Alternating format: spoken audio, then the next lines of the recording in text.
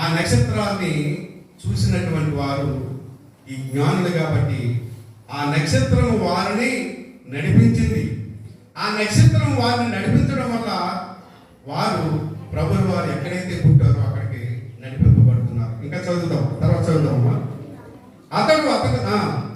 హేరోదు రాజు ఈ సంగతి విన్నప్పుడు అతడితో కూడా యెరూషలేము వారందరూ కలవరపడి. ఎందుకు కలవరపడుతున్నారు? వాడి సీటు ఎగిరిపోతుందని, వాడి సీటు ఎగిరిపోతుంది.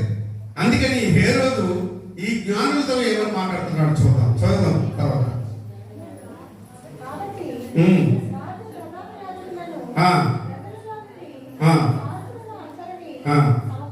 సమకూర్చి ఎవరెవరు సమకూర్చాడు?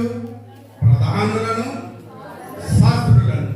ఈ ప్రధానులు ఎవరు? ఈ ఆనాడు ఉన్నటువంటి ప్రధానులు ఎవరంటే అహరోను సంతతి వారు. ఈ అహరోను సంతతి వారు 24 మంది పెద్దల్ని కూడా పిలిచి 1వ దినవృత్తాంతంలో 24వ అధ్యాయం 1వ దినవృత్తాంతంలో 24వ అధ్యాయం మొట్టమొదటి నుంచి మనం చదివినట్లయితే ఆ వృత్తాంతం అంతా ఉంటుంది. అహరోను సంతతికి అహరోనుకి 4 పిల్లలు.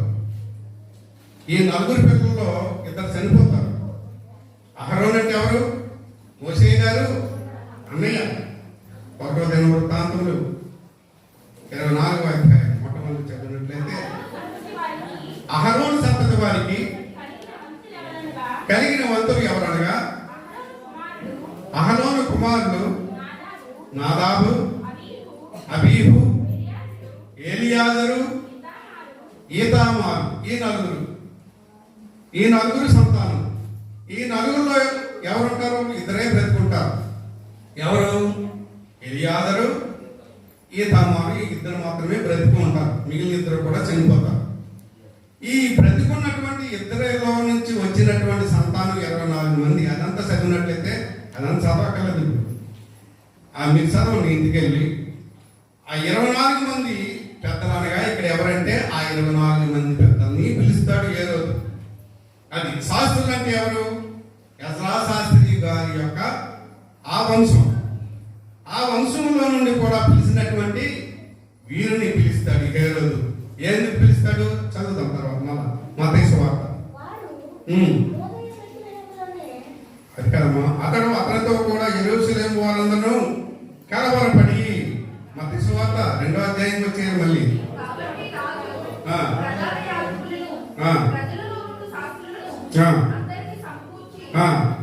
క్రీస్తు ఎక్కడ పుట్టినని వారిని అడుగుతాడు.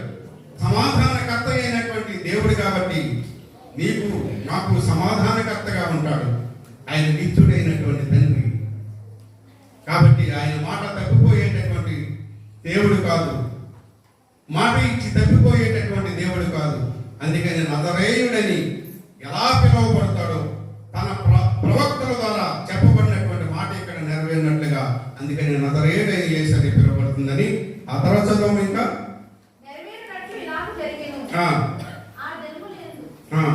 యోదయ బెత్లెహేములోనే ఎలాగనగా యోదయ దేశపు బెత్లెహేమా, నీవు యోదా ప్రధానులలో ఎంత మాత్రమును స్వల్పమైన దానవు కావు. ఇశ్రాయేలు నా ప్రజలను పరిపాలించు అధిపతి నీలో నుండి వచ్చునని ప్రవక్త ద్వారా వ్రాయబడి ఉన్నదని. యోదా బెత్లెహేమా. ఇందాక మనం ఈ బెత్లెహేము ఎందుకు అలాగా రాయబడుతుందో చెప్పబడ్డా. ఇది ప్రవక్తల ద్వారా చెప్పబడింది అంటున్నాడు. ఏ ప్రవక్త చెప్పాడు? మీకా అధ్యాయం చదువు మొట్టమొదటి నుంచి మనం చదువు. బెత్లెహేమా ఎఫ్రాతా, యోదా వారి కుటుంబంలో. యోదా వారి కుటుంబం అంటే యోదా అంటే ఎవరు అనుకున్నాం? ఈ లేయాకు, ఈ యాకోబు గురించి మీకు తెలిసే ఉంటుంది అనుకుంటాను. యాకోబు గారికి మరొక పేరు ఇశ్రాయేలు. ఈయనకి 12 మంది పిల్లలు పుడతారు. ఈ 12 మంది పిల్లల్లో యోదా అనేటటువంటి వాడు 4వ వాడు, 4వ సంతానం. ఈ 4వ సంతానము యాకోబు గారికి ఎంతమంది భార్యలు? 2 భార్యలు. ఉపపత్నులు ఎంతమంది? 2. ఆ 2కు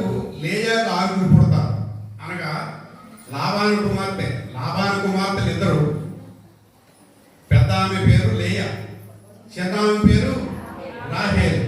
ఈ లేయాకు 6 పుడతారు. అలాగే ఈ రాహేలుకు 2 పుడతారు. ఆ మిగిలిన దాయాదులు ఉన్నారు కదా, వారికి ఎంతమంది పుడతారు?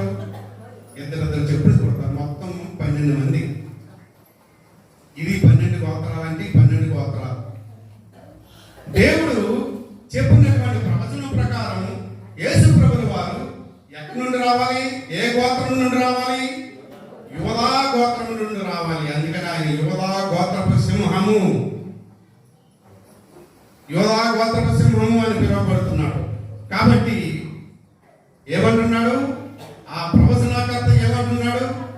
ఆ ప్రవక్త ఏమంటున్నాడు? ఏమని ప్రవచిస్తున్నాడు? చదవమ్మా.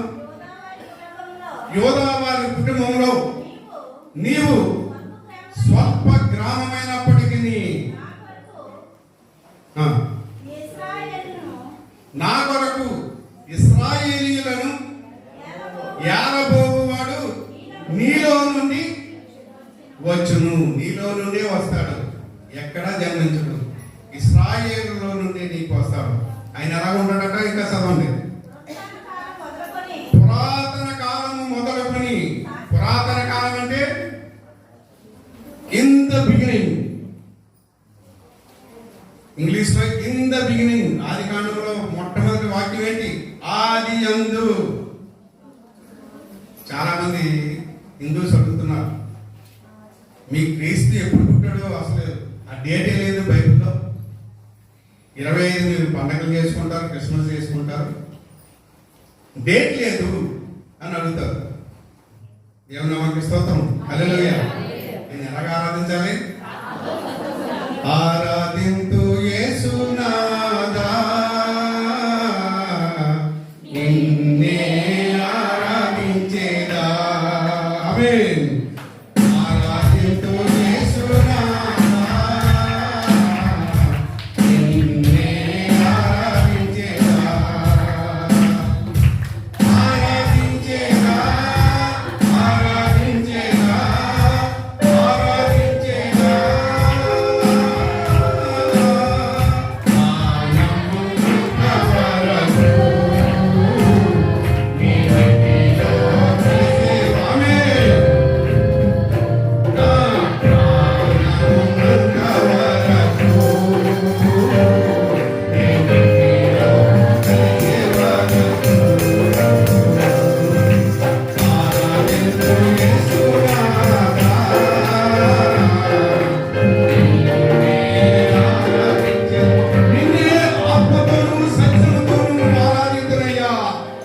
ఎందుచేతనంటే నీవు ఆత్మ సంభూతుడు, ఆత్మ అయినటువంటి దేవుడు కనుక నిన్ను ఆత్మతోడు సత్యముతోను ఆరాధించునని. అందుకని మనం మొట్టమొదటిగా చదువుకున్నాం. మన ఆరాధన చేయించారు బ్రదర్ గారు. ఎంత ఆత్మలో లీనమైపోయి అందరూ కూడా పాడారు. ఆత్మతోను సత్యముతోను ఆయన ఆరాధించాలంటే ఆయన ఆత్మ అయినటువంటి దేవుడు, స్వయం భవుడు అంటారు. స్వయం భవుడు అంటే ఆయన ఎవరు కూడా సృష్టించలేదు. తనంతట సృష్టించబడి తనంతట తానే ఈస్ కాల్డ్ గాడ్. గాడ్ అంటే ఏమిటో తెలుసండి? G for generator. జీ అంటే తెలుసా? జనరేటర్ అనగా సృష్టికర్త, సృష్టించినటువంటి వాడు. ఓ ఫర్ ఆర్గనైజర్. ఆర్గనైజర్ అంటే పరిపాలన చేసేటటువంటి వాడు. నిన్ను నన్ను ఎలా పరిపాలన చేస్తున్నాడు? ఆయన వాక్యముతో, ఆయన మాటతో నిన్ను నన్ను కూడా ఇక్కడ కూర్చోబెట్టింది ఆయన మాటే. దేవుని నామానికి స్తోత్రం. ఆయన మాట వల్లనే ఈ సంఘంలో నీవు ఒక క్రమంగా దేవుని ఆరాధిస్తున్నావు, పూజిస్తున్నావు. D for destroyer, G O D. G for generator, O for organiser, D for destroyer అనగా ఈ ప్రపంచములను నశింపజేసేటటువంటి వాడు ఆయన ఒక్కడు మాత్రమే. దేవుని నామానికి స్తోత్రం. హల్లెలూయా. సృష్టించిన వాడు ఆయనే, నిన్ను నన్ను బ్రతికిస్తున్నటువంటి వాడు కూడా ఆయనే. ఈ సర్వలోకమును ఆయన రెండవ రాకడలో నాశనం చేసేటటువంటి వాడు కూడా ఆయనే. ఆయన నమ్ముకున్నటువంటి బిడ్డలు, ఆయన నమ్మి ఆయన బాటలో నడుస్తున్నటువంటి నిన్ను నన్ను కూడా ఆయన రాకడ సమయంలో ఎత్తపడే గుంపులో మనం ఉంటాం. ఆయన ఎలా వస్తాడు? ప్రధాన దూతతో 1 దశలోనికి రాసినటువంటి మాట, ప్రధాన దూత శబ్దంతోనూ ఇంకా వస్తాడు, తన దూతలతోనూ ఆయన దిగివచ్చి సజీవులమై నిలిచి ఉండి నిన్ను నన్ను కూడా ఆయన ఎత్తబడే గుంపులో నిన్ను కూడా నన్ను కూడా తీసుకుని వెళ్ళి ఆయన పరలోకమును తీసుకుని వెళ్తాడు. అందుకని ఆయన రెండవ రాకడ ఉంది. ఆయన రెండవసారి రావడానికి గల కారణం ఏమిటి? నన్ను ఆత్మతోనూ సత్యముతోనూ ఆరాధించేవారు ఉన్నారా? అందుకని కీర్తనకారుడు అంటాడు, యెహోవాను వెతుకువారు కలరేమో అని ఆయన ఆకాశం నుండి నరులను పరీక్షించుతున్నాడు. దేవుని నామానికి స్తోత్రం. ఆయనను వెతకువారు ఎలా వెతకాలండి? ఎలా వెతకాలి? అక్కడ ఉన్నాడు ఇక్కడ ఉన్నాడు అని వెతకాల? వాక్య రూపంలో ఉన్నటువంటి దేవుడు, వాక్య రూపంలో ఉన్నటువంటి దేవుడు యోహాను సువార్తలో వ్రాయబడినటువంటి 1వ అధ్యాయం 1వ వచనంలో ఏమని వ్రాయబడి ఉంది? ఆదియందు వాక్యమును, ఆ వాక్యము దేవుని యొక్క ఉండెను, వాక్యము దేవుడై ఉండెను. The word of God is nothing but is Jesus Christ. మీకు ఏ క్రమం అయితే లేదో, మీరు క్రమంగా నడిచినట్లయితే కూర్చోండి, నా మాటలు వినండి, దేవుని మాటలు వినండి, ప్రవక్తలు చెప్పిన ప్రవచనాలు చదవండి, వాటి ప్రకారం మీ జీవితాన్ని మార్చుకోండి. అలా లేనట్లయితే యు గెట్ అవుట్ ఫ్రమ్ మీ, నా యొద్ద నుండి మీరు పొండి.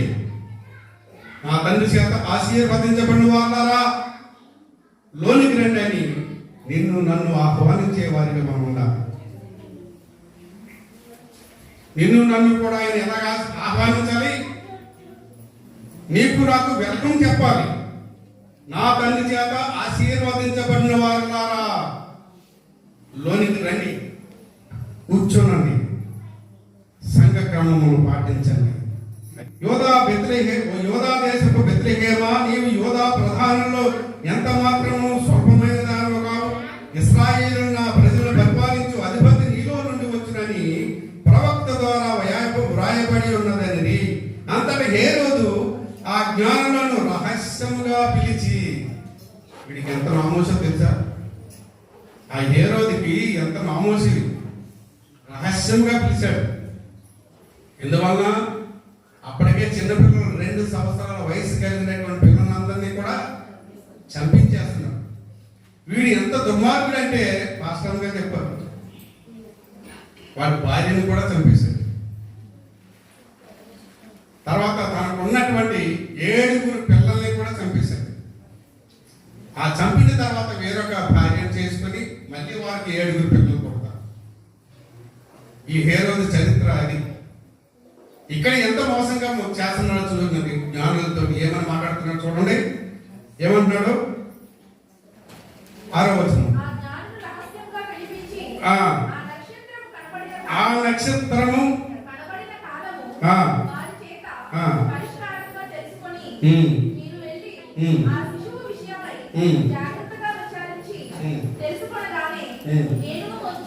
నేను వచ్చి సాగిలపడేదను. ఏమన్నాడు? నేను సాగిలపడి నేను కూడా పూజిస్తాను అంటున్నాడు. వాడు పూజిస్తాడా? పూజించేవాడే వాడు. సాగిలపడి మ్రోకెదము ఆత్మతో సత్యముతో మన ప్రభు యేసుని. సాగిలపడి మ్రోకెదము, సాగిలపడి మ్రొక్కడానికి నేను వచ్చిందని అంటున్నాడు. మనం సాగిలపడి ఆయనకి మొక్క. మీరు హిందువులు చూసారా లేదా? ఎలా నమస్కారం చేస్తారు? గుడికెళ్ళి సాష్టాంగ నమస్కారం చేస్తారు. నేను వచ్చి సాగిలపడి ఆయనకి నమస్కారం చేసేదని అంటున్నాడు. కాబట్టి ఈ సహోదరుడా తర్వాత చదివేసుకుని ముగించుకుందాం. తర్వాత ఆయన పూజించినట్లు నాకు వర్తమానము తెమ్మని చెప్పి వారిని బెత్లెహేమునకు పంపెను. వారు రాజు మాట విని బయలుదేరి పోచుండగా ఇదిగో తూర్పు దేశంలో వారు చూసిన నక్షత్రము ఆ శిశువు ఉండిన చోటికి మీదుగా వచ్చి నిలుసు వరకు వారికి ముందుగా నడిచెను. 10వ వచనం. వారు ఆ నక్షత్రమును చూసి అత్యానంద భక్తులై ఇంటిలోనికి వచ్చి తల్లి అయిన మరియను ఆ శిశువును చూసి సాగిలపడి ఆయనను పూజించి. ఇక్కడ చాలా జాగ్రత్తగా గమనించాల్సినటువంటి విషయం ఉంది. జ్ఞానులైనటువంటి వారు యేసు ప్రభు పుట్టినటువంటి ఆ స్థలానికి వచ్చి చూశారు. యేసు ప్రభు వారు తన తల్లి యొక్క మరియమ్మ గుడిలో ఉన్నారు. ఎవరికి సాగిలి పడ్డారు? ఎవరికి సాగిలి పడ్డారు? ఎవరిని పూజించడానికి వచ్చారు? అక్కడ యేసు ప్రభు వారిని చూసి ఆయనకు సాగిలపడి నమస్కారం చేశారు. మరియమ్మ కాదు. ఈనాడు మరియమ్మ బొమ్మలు పెట్టుకుని ఎవరు పెట్టుకుంటారు? ఆర్సిఎం అంటే Roman Catholic machine. Roman Catholics వారు విగ్రహారాధన కూడా చేస్తూ ఉంటారు. కాబట్టి అది కాదు, మరియమ్మను పూజించడానికి కాదు ఆయన వారు వచ్చింది. యేసు ప్రభుల వారు అతను చిన్న వాడైనప్పటికీ పుట్టినటువంటి ఆ శిశువు అయినప్పటికీ కూడా వారు వచ్చి ఆయనకి సాగిలపడి నమస్కారం చేశారు. ఎలా వచ్చారు, ఏమని ఆలోచించారో తెలుసా? యూదుల రాజుగా పుట్టబోవాడు ఎక్కడో పెద్ద పెద్ద మేడల్లో పుడతాడని ఆలోచనతో వచ్చారు ఆ జ్ఞానులు. కానీ ఆ పాటను చూసి ఇతను యూదులకు రాజా, ఈ ప్రపంచానికి రాజా అని వాళ్ళు ఆలోచన చేసి లోపలికి వచ్చి ఆయన ముఖ వర్చస్సును చూసి, అనగా ఆయన ముఖంలో ఉన్నటువంటి తేజస్సును చూసి వారు అత్యానంద భక్తులై ఆయన పూజించడం మొదలుపెట్టారు. ఇందాక మనం చెప్పుకున్నాం, ఏ కొనుకలతో వచ్చారు? బంగారము, సాంబ్రాణి, పోలము. ఈ బంగారం దేనికి సదృశ్యం అంటే ఒక రాజును ప్రతిష్ఠించడానికి సాదృశ్యంగా మన బైబిల్ చెప్తూ ఉంది. అందుకనే 72వ కీర్తన 10వ వచనం చదువు. తార్షీషు రాజులు ద్వీపముల రాజులు కప్పము చెల్లించెదరు. శాబారాజులను కానుకలు తీసుకొని వచ్చేదరు. రాజులందరూ అతనికి నమస్కారం చేయదరు. శబారాజులు అంటే దక్షిణ దేశపు రాజులు అంటారు. ఈ దక్షిణ దేశపు రాజులు మీకు అందరికి తెలుసు. సొలొమోను దగ్గరికి ఎవరు వచ్చారు? ఎవరు? శాబా దేశపు రాణి. ఆమె దక్షిణ దేశపు రాణి అని కూడా ఉంటారు. దక్షిణ దేశపు రాజులు అనగా వారు ఎవరికి సంబంధించినటువంటి వారు అంటే ఏసావు సంతానం అంతా దక్షిణ దేశపు రాజులు. ఈ ఏసావు ఎవరు? యాకోబు గారు అన్న. ఈ దక్షిణ దేశాన్నంతటినీ కూడా ఆయన ఆక్రమించి ఉన్నటువంటి వారు కాబట్టి వారందరూ ఆ సంతానంలో నుంచే రాజులు పుడతారని కూడా వాగ్దానం ఉంది. అందుకని ఆ శాబా దేశపు రాణి అనగా దక్షిణ దేశపు రాణి సొలొమోను దగ్గరికి ఎలా వచ్చిందో ఇక్కడ రాస్తున్నాడు. ఏమని రాస్తున్నాడు? ఎవరైనా సరే రాజుగా ఉన్నటువంటి వారిని సత్కరించడానికి ఎలా వస్తారు? బంగారము పట్టుకుని వస్తారు. అందుకనే ఆ బంగారం దేనికి సాదృశ్యం? ఒక రాజుగా, ఈయన రాజు అని చెప్పడానికి సాదృశ్యంగా పుట్టబోయినటువంటి ఈ శిశువు రాజు అని తెలియజేయడానికి బంగారమును పట్టుకుని వస్తారు. ఆ తర్వాత సాంబ్రాణి. ఈ సాంబ్రాణి పూజార్హుడైనటువంటి దేవుడు, పూజకు అర్హుడైనటువంటి దేవుడు ఎవరున్నారంటే ఆయన మాత్రమే. అందుకని అందుకని కీర్తనకారుడు 141వ కీర్తన చదువుదాం.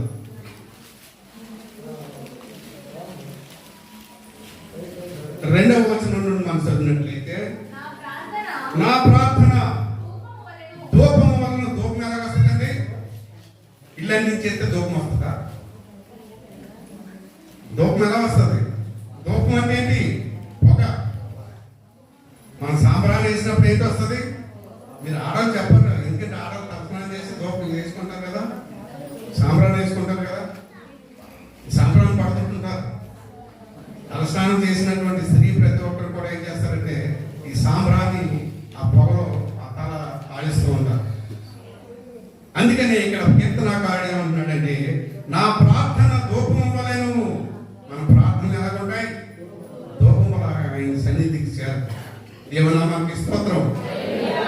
ఆయన సన్నిధికి నీ ప్రార్థన ఆలకించే దేవుడు, నీ మనవలు ఆలకించే దేవుని సన్నిధికి నీ ప్రార్థన ఏ విధంగా చేరుతుంది?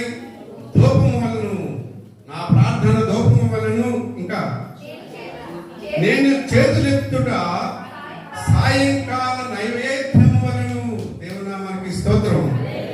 ఇంకా నీ దృష్టికి అంగీకారం అవునుగాక. ఎప్పుడు అంగీకారం అవుతుంది? ఆత్మతోను సత్యముతోను. అదే మనం మొట్టమొదటిగా చదువుకున్నటువంటి కీర్తన 51వ కీర్తన 6వ వచనం. నాకు దేవుడు ఒక తలాంతి ఇచ్చాడు. ఏంటంటే, నేను ఎక్కడికి వెళ్ళినా, ఏ చర్చిలో నేను ప్రసంగం చేస్తున్నా కానీ వారి కీర్తన చదివిస్తుంటారు. ముందు కీర్తన భాగం ప్రతి చర్చిలో చదివిస్తారు. అక్కడ అడుగుతారు నన్ను ఇప్పుడు కూడా పాస్టర్ గారు అదే చేసింది. అయ్యారు మీరు మీ వాక్యం ఏంటన్నారు? ఏం లేదంటే మీరు ఏం చదివించారు అందులో నుంచే వెళ్తాను. నేను ఎక్కడ వెళ్ళినా కానీ వాళ్ళు ఏ కీర్తన చదివించినా కానీ వారు చదివించిన దాంట్లో నుండే నేను వెళ్తాను. అది దేవుని యొక్క నడిపింపు. దేవుని నామానికి స్తోత్రం. అదే పరిశుద్ధాత్మ నడిపింపు అంటే అదే. మనం ఏదో ప్రిపేర్ అయిపోయి వచ్చి మనం ఏదో మాట్లాడడం కాదు. పరిశుద్ధాత్మ దేవుడు నీవు నిలువు, నువ్వు ఏమి మాట్లాడాలో అది నాది, నా పని. నువ్వు నిలవబడు, నీతో ఏది మాట్లాడించాలో అది నా పని అని అన్నటువంటి దేవుడు మనం ఏదో రాసుకుని వచ్చి దాన్ని మనం చదవడం కాదు, చెప్పడం కాదు. పరిశుద్ధాత్మ leading, the holy spirit leading is, if you stand before them then you will be led by the Holy Spirit. Hallelujah. దేవునామానికి స్తోత్రం. కాబట్టి ఈ చదవబడినటువంటి 51వ కీర్తన 6వ వచనం మనం ఏం చదువుకున్నాం? నీవు అంతరంగంలో సత్యమునే కోరుచున్నావు. ఎందువల్ల? నిన్ను నన్ను ఆయన ప్రతిష్ఠ చేసింది ఎందులోను? సత్యంలోనే. సత్యమనగా మీరు బైబిల్ చదువుతున్నారా? యోహాను సువార్త 17వ అధ్యాయం చదవండి. యోహాను సువార్త 17వ అధ్యాయం 17వ వచనం.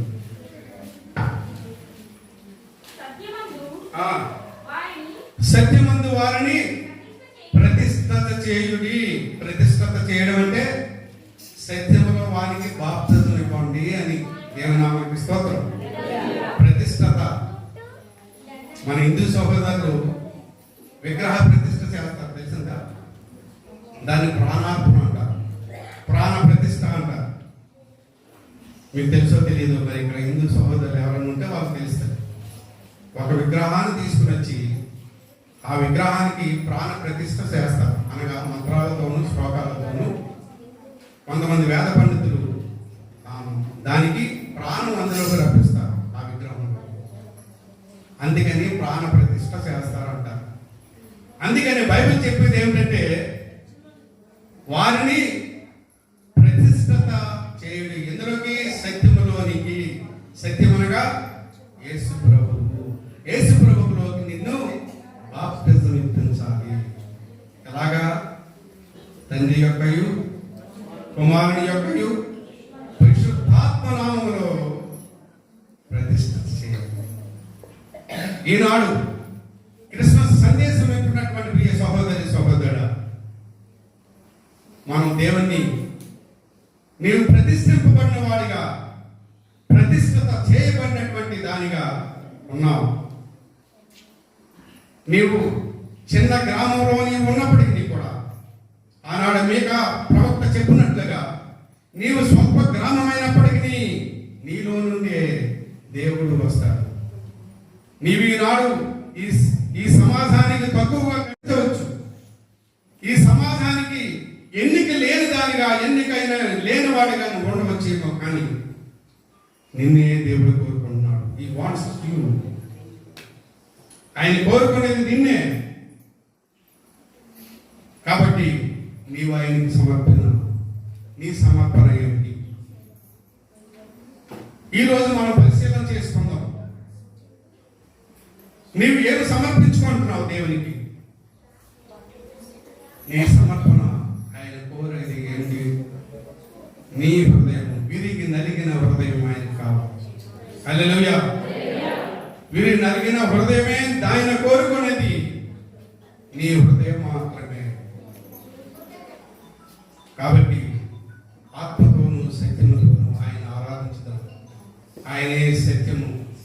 ఆ సత్యంలో నీవు నేను కూడా ప్రతిష్ఠింపబడ్డాను, అనగా బాప్తిజం తీసుకున్నాం.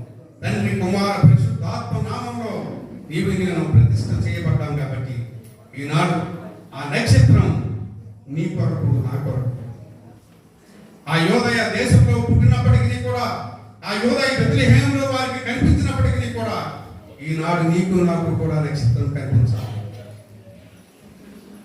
నీకు నాకు కూడా నక్షత్రం అనగా స్టార్, మార్నింగ్ స్టార్ అంటారు.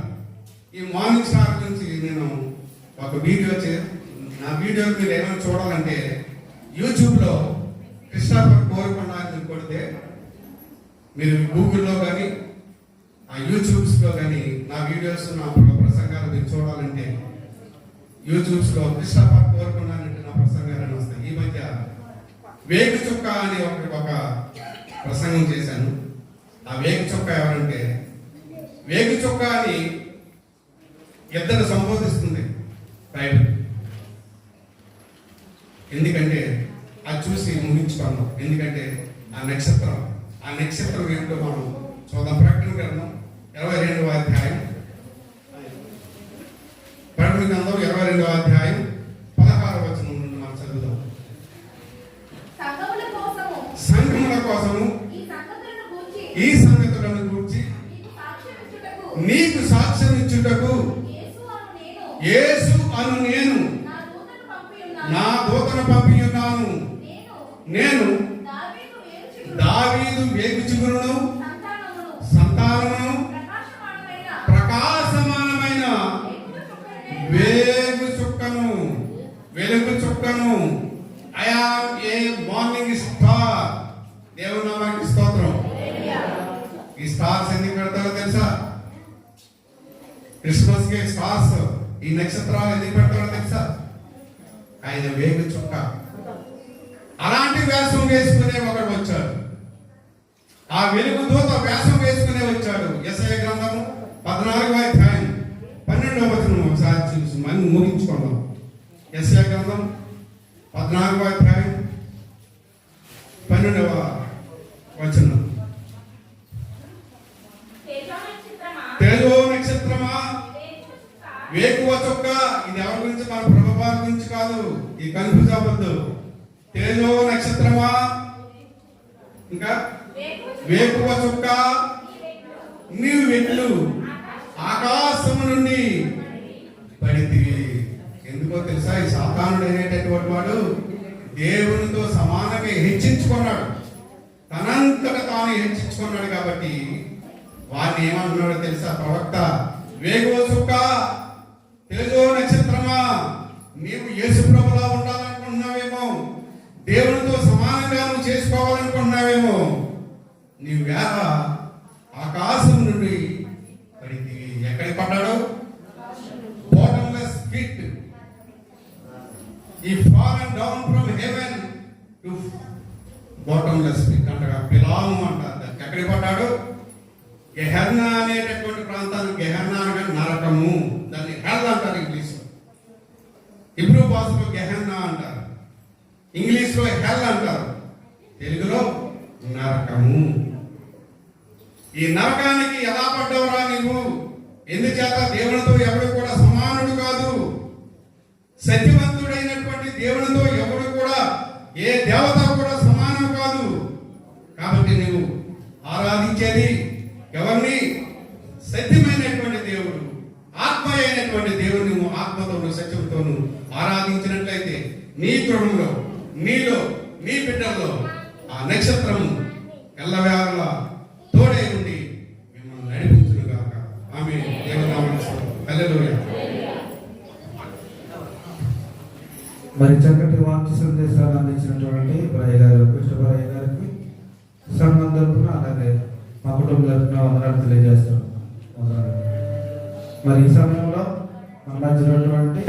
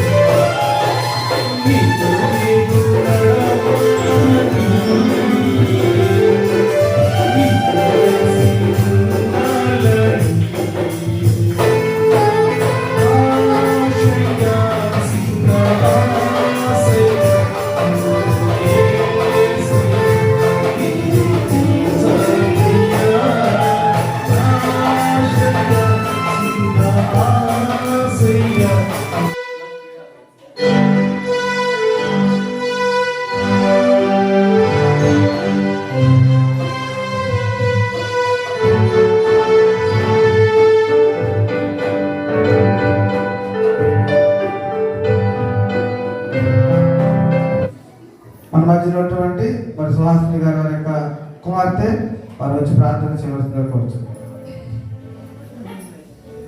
పిల్లలు మాట్లాడుకోరు.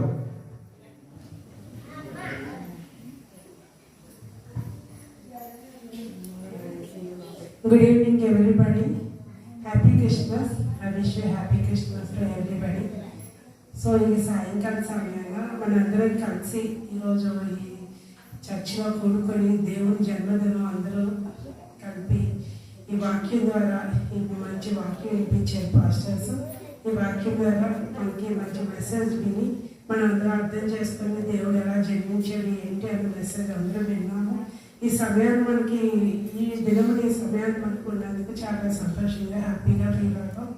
నేను ఈ ముగింపు ప్రార్థన మా మదర్ చేయాలి. యాక్చువల్గా షీజ్ సఫరింగ్ లెగ్ పెయిన్, మమ్మీకి కాళ్ళు నొప్పులు. సో నేను చేస్తున్నాను. ఈ అవకాశం నాకు వచ్చినందుకు ఐఎమ్ వెరీ హ్యాపీ. ప్రార్థన చిన్న ప్రార్థన పరవచ్చుకుని స్తుతి స్తోత్రం తండ్రి. ప్రభా యేసయ్య ఆశ్చర్యకర అద్భుతకర తండ్రి, ఆలోచనకర్త వందనాలు తండ్రి. ప్రభా యేసయ్య తండ్రి ప్రభా ఎంతో మంది దేవ ఈ దినం చూడలేక మరి తండ్రి మరి సంవత్సరం చివరి దినం వరకు లేని వాళ్ళు ఎంతో మంది ఉన్నారు తండ్రి.